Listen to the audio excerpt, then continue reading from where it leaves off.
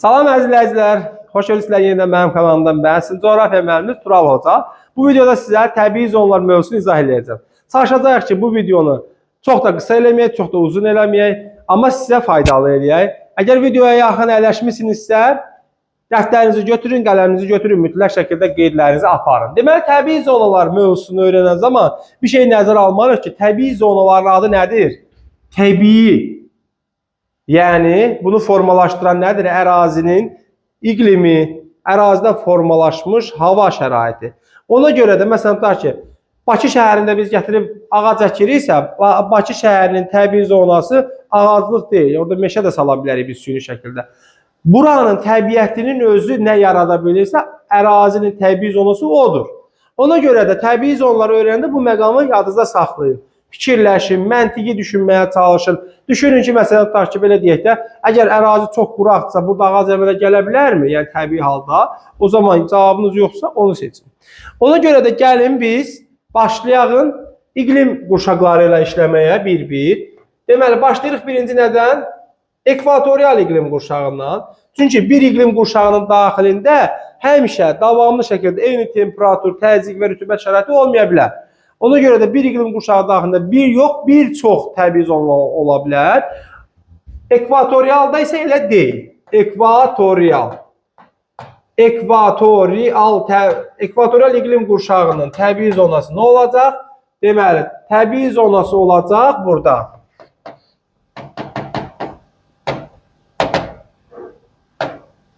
Rütubətli,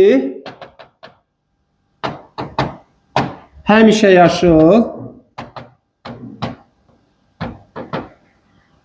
ekvatorial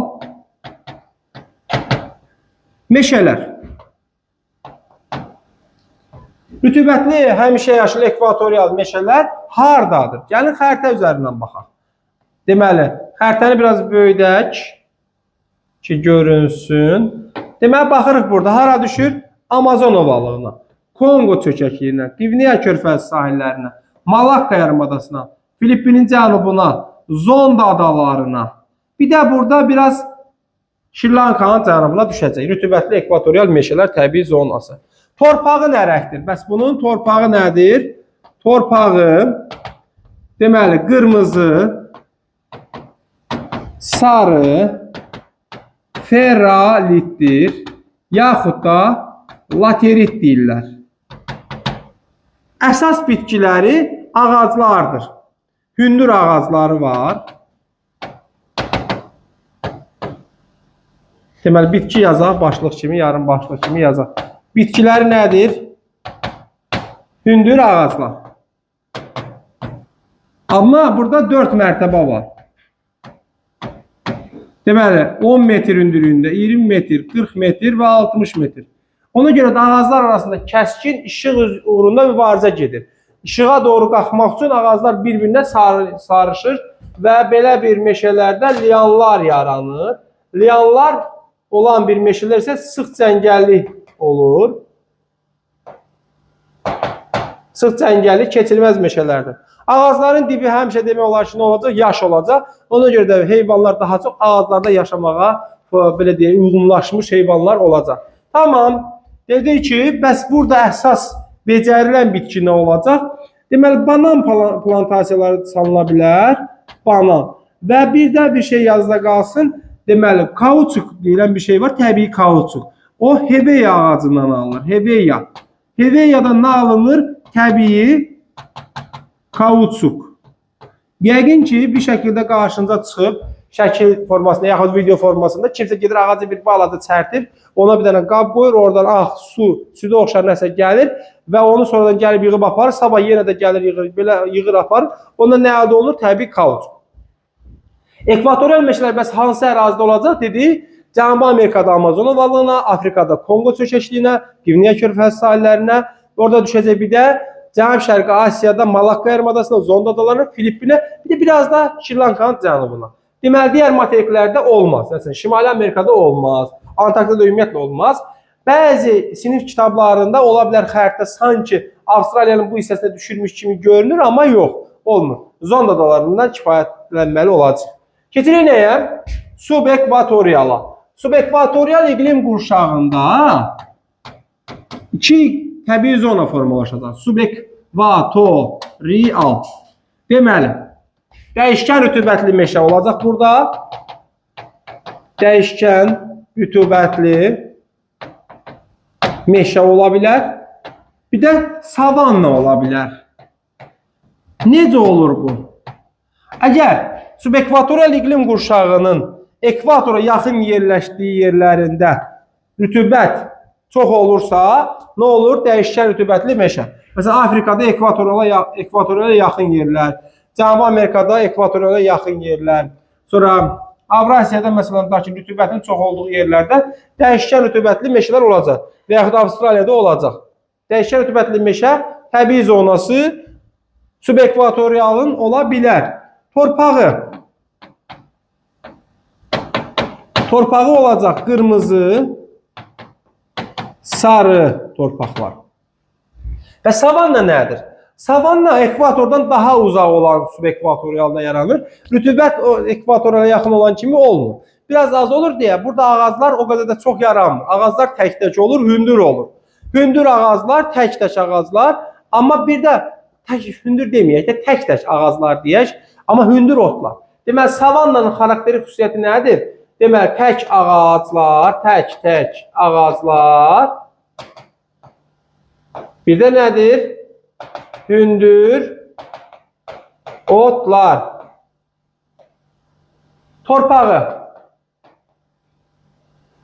Torpağı olacaq qırmızı qonur torpağı var. Tamam. Bu arada hündür otlar heyvanlara həm qida kimi, həm də qorunmağa, yəni gizlənməyə şərait yaratmaq kimi xüsusiyyətə malikdir. Heyvanlar, deməli, otlayan heyvanlar həm burada qidalana bilərlər, həm də qoruna bilərlər. Ona görə də otlayan heyvanlar çox olacaq. Otlayan heyvanlar çoxdursa, avtomatik burada ətiyən olmalıdır, yırtıcı olmalıdır. Ona görə də dünyanın ən zəngin heyvanat aləmi harada formalaşacaq? Savannalarda. Keçirik nəyə? Daha doğrusu, gəlin xəritə üzərindən də buna baxaq. Xəritə üzərindən baxsaq biz, deməli, nə görürük burada biz? Subekvatorial, şimal subekvatorial, bax buradadır. Görürsünüzmü? Təxminən burada Gviana yaylasına düşəcək dəyişkən rütubətli meşələr, Orinokoya düşəcək savannalar. Cənubda Braziliya yaylasının Amazona tərəf olan hissəsində olacaq, deməli, dəyişkən rütubətli meşələr. Braziliya yaylasının əsas hissəsində düşəcək nə? Deməli, savannalar. Bu arada onu yadınızda saxlayın. Cənubi Amerikada şimalda olan savannalara lianos deyirlər, cənubda olan savannalar isə kampos deyirlər. Ekvatorial meşələr isə selvas deyirlər. Sonra baxırıq Afrikada. Görürsünüzmü? Ekvatora yaxın olan hissələrdə dəyişkən rütubətli meşələr, şimalda isə bax görürsünüzmü? Niger çayı hövzəsində, Çad gölü hövzəsində, Nilin yuxarı axarlarında nə olacaq? Savanna. Burada cənubda Şərqi Afrika savannadır, Zambezi çayı hövzəsi savannadır. Hindistana tərəfə baxsaq, görürsünüzmü? Hindistanın mərkəz hissəsi savannadır, amma sahilyanı zolağı nədir? Dəyişkən rütubətli meşədir. Sonra burada Mekong düzənliyinin çox böyük hissəsi savannadır, amma sahilyanı zolaq nədir? Savannadır. Daha doğrusu dəyişkən rütubətli meşədir. Sonra Avstraliyaya baxsaq burada, Arnhem yarımadası, Cape York'un qərb hissəsi savannadır, amma burada şərq hissəyə yağıntı çox düşür deyə avtomatik nədir? Dəyişkən rütubətli meşədir. Keçirik tropik iqlim qurşağına. Tropik iqlim qurşağında nə olacaq? Deməli, tropik iqlim qurşağında olacaq nə? Əsas təbii zonası səhradır. Deməli, rütubətlənmə əmsalı nədir? Kiçikdir, 0,1-dən. Bu ərazilər çox quraqdır. Torpağı nə olacaq? Torpağı bozla başlayacaq. Tropik səhralar harada çoxdur? Şimalda, görürsünüzmü? Düşür hara? Kaliforniyaya. Afrikanın şimalı, demək olar ki, tropik səhradır. Sahara, böyük səhra, Nubiya səhrası, Liviya səhrası. Ərəbistanda böyük nefut, kiçik nefut, Rubel xali. Sonra burada Hindistanda Par səhrası. Cənubda isə Atakama səhrası, soyuq Peru cəryanının təsiri ilə. Burada Namib səhrası, bir də burada Kalahari tropik səhralardır. Avstraliyanın çox böyük hissəsi tropik səhraya düşəcək. Görürsünüzmü? Böyük qumlu, Simpson, Victoria və s. kimi səhraları var. Keçək nəyə? Tropikin ikinci təbii zonasına. Tropikin ikinci təbii zonası olacaq nə? Dəyişkən rütubətli meşələr. Yəni, xəritə üzərindən də baxsaq biz görəcəyik ki, görürsünüzmü, tropikdə, baxın bu şərq sahillərində, materiklərin şərq sahillərində dəyişkən rütubətli meşələr olur. Məsələn, bax burada Madaqaskarın şərq sahilləridir. Braziliya cəryanı təsirlə bax burada olacaq dəyişkən rütubətli meşələr. Bir də Avstraliyanın şərq sahilləri. Bundan başqa tropikin həm özündə də savanna olacaq, savanna. İndi baxırıq. Dəyişkən rütubətli meşənin torpağı nə olacaq? Qırmızı, sarı. Amma savannanın torpağı nə olacaq? Qırmızı, qonur. Yəni, biz adətən öyrənmişik ki, savanna subekvatorial təbii zonasıdır. Amma tropikə də düşür. Məsələn, bura baxın, görürsünüz, bu ərazilər savannadır və tropik iqlim qurşağındadır. Və yaxud burada görürsünüzmü? Savanna burada subekvatorialda düşür. Amma Afrikanın bu hissəsində hara düşür? Tropikə də düşür. Və yaxud bura baxın, Avstraliyada savanna subekvatoriala düşür, amma bu hissəsində tropikə də düşə bilir. Tamam, burada da düşür. Gəlirik nəyə? Üçüncünün dedi, dördüncü iqlim quşağımız subtropik. Subtropikin biraz təbii zonası fərqli olacaq. Bunun əsas təbii zonası cod yarpaqlı meşə və kolluqlardır. Əsasən Aralıq dəniz iqlim tipində yaranır. Torpağı nə rəngdir? Torpağı qəhvəyidir. Əsas ağacları sitrus meyvələridir. Sonra limon, feyxua, portağal, narenci kimi bitkilər, yəni. Sonra orada üzüm var, ondan sonra əncir var, sonra zeytun var. Əsas xarakterik bitkiləri bunlardır. Gəlin baxaq. Deməli, cod yarpaqlı meşə və kolluqlar hardadır? Aralıq dəniz iqlim tipi yayılan ərazilərdir. Pirene yarımadasında. Görürsünüzmü? Demək olar çox böyük hissəsi. Fransanın cənubu, İtaliyanın demək olar ki, bütün hissəsi. Adriatik dəniz sahilləri, sonra Balkan yarımadası sahilləri burada görürükmü? Və Kiçik Asiyanın sahilləri, həmçinin Kipr adası, bu adaların hamısı Aralıq dəniz iqlim tipidir. Şimali Afrikada burada hara düşür?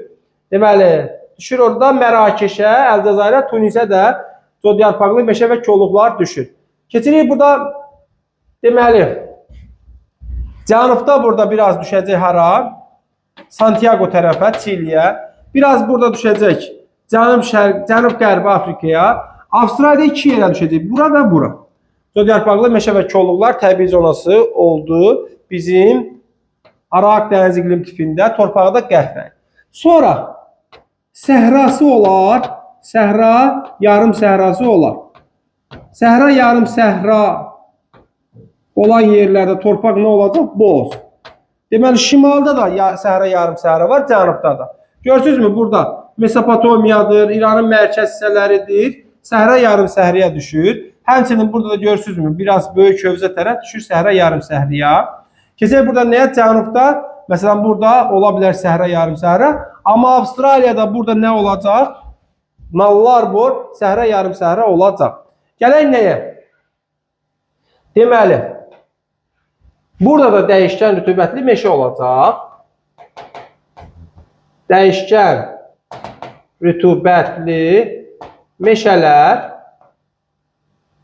Burada torpaq biraz sarı olur. Yəni qırmızı sarı deyil də sarı olur. Amma pampa da yox, bunu biraz başqa vaxt yazarıq. Sarı olur. Hara düşür bu? Gəlin baxaq. Dəyişkən rütubətli meşələr hara düşür? Şərqi Çin, Böyük Çin düzənliyinə, Yaponiyanın cənubuna, Avstraliyanın cənub-şərq hissəsinə, biraz da burada düşə bilər Laplat ovalığının bu hissəsində düşə bilər dəyişkən rütubətli meşələr. Torpaqlar əsasən sarıdır. Sonra ABŞ-ın cənub-şərq tərəfinə düşür dəyişkən rütubətli meşələr. Keçirik nəyə? Çöl zonasına. Çölü var. Yəni subtropikin çölü var. Amma bu çöl hara düşür? Daha çox. Şimali Amerikada olur prairie. Torpağı qaradır. Cənubi Amerikada olur pampa. Torpağı qırmızı qaradır. Baxaq. Görürsünüzmü? Şimali Amerikada bu sarı rəng çöl zonasıdır və prairiedir. Burada amma qara torpaqlardır. Cənubi Amerikada bax görürsünüz, burada La Plata ovalığında sarı yer çöl zonasıdır və amma burada torpaq qırmızı qaradır. Avrasiyada əsasən belə deyək də, çöl zonası mülayimə düşür, bura düşmür. Avstraliyada çöl zonası yoxdur. Bundan başqa biz Avstraliya materikində subtropik iqlim qurşağında nə görəcəyik? Savanna görəcəyik. Əzizləyicilər, deməli, buranın da savannası var. Savanna deməli harda oldu? Subekvatorialda, tropikdə, subtropikdə. Tamam. Gələk nəyə? Mülayimə. Mülayimin təbii zonaları deməli, enliyarpaqlı meşə. Amma bunlar yarpağın tökəndir. Əslən palıd, fıstıq, vələs ağacları, yəni palıd, fıstıq, vələs və s. Bu ağaclardır. Torpağı nə rəng olacaq? Torpağı qonur olacaq bunların. Baxaq burada hara düşür? Deməli, əsasən Avropaya düşür və burada böyük göllər ətrafına düşür. Enliyarpaqlı meşələrdən sonra nə olar? Meşə çöl. Bunun torpağı olacaq nə? Qonur qəhvəyi. Qonur qəhvəyi. Sonra nə təbii zonası olar? Qarışıq meşə. Qarışıq meşənin təbii zonu olaraq torpaq olacaq çimli podzol. Yəni enliyarpaqlı ilə iyniyarpaqlının qarışığıdır. Çimli podzol. Sonra başqa bir dənə təbii zonası da var bunun. Tayqa. Tayqada nə olacaq? Yəni iyniyarpaqlıda. Podzol torpaqlar. Şam, küşnər ağacları. Gəlin baxalım. Deməli, görürsünüzmü? Enliyarpaqlı meşə, meşə çöl, qarışıq meşə, tayqa.